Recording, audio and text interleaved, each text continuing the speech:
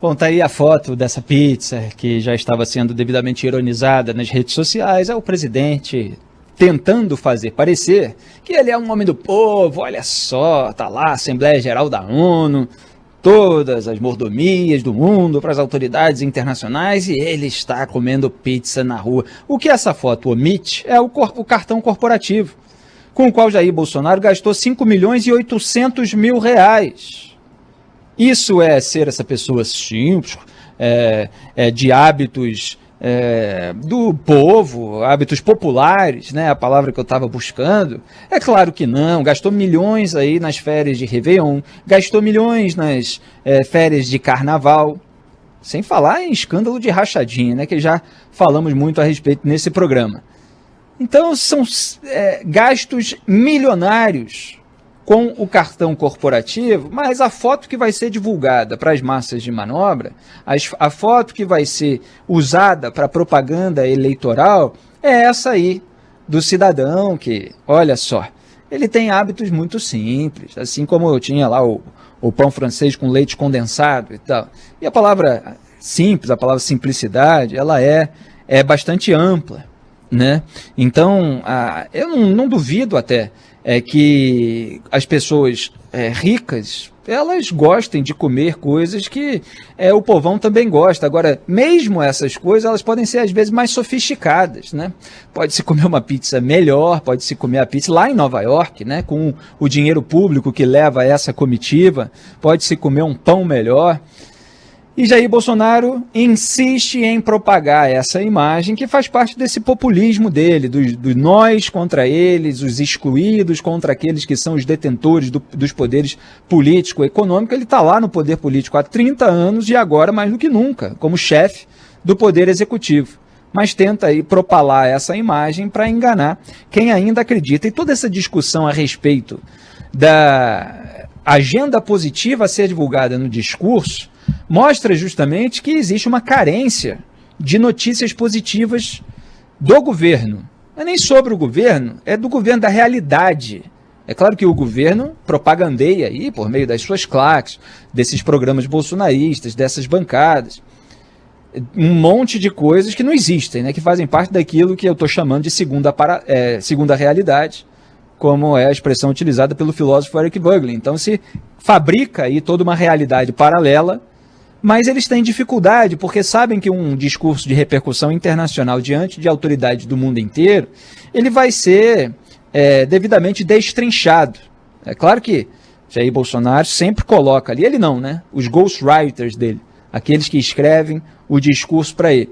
Uma série de elementos que são distorcidos e depois a gente precisa vir aqui para refutar, mas serve para propaganda, porque aquilo se edita em vídeo, se dispara no WhatsApp para o tiozão, para a tiazona do WhatsApp, que não vê a imprensa porque acreditou na conversa fiada do bolsonarismo, de demonização da imprensa inteira, como se tudo fosse igual e a realidade viesse apenas do grupo político. A suposta fonte da verdade oficial, como se não tivesse interesse em fabricar uma realidade paralela para manter e aumentar a sua popularidade.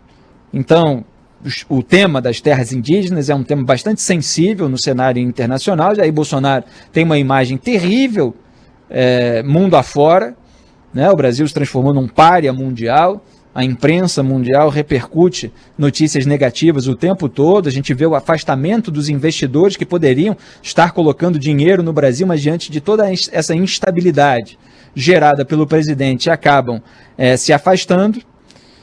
E aí você tem essa ideia de falar em doação de vacinas contra a Covid-19 para nações em piores condições. Quer dizer, quem é o Brasil na fila do pão para posar aí de alma filantrópica? Olha, estamos doando aqui com um presidente que a todo momento tenta plantar dúvidas a respeito da vacinação, para dizer o mínimo. Porque, de certa forma, ele continua negacionista até hoje, negando gravidade, atacando o que ele chama de ditadores, demonizando governadores e prefeitos, e outro dia, repito, suspendendo aí a vacinação de adolescentes com base em propaganda de claque bolsonarista, devidamente remunerada para espalhar a narrativa de interesse do governo, que fica traduzindo as imbecilidades do movimento antivacina internacional.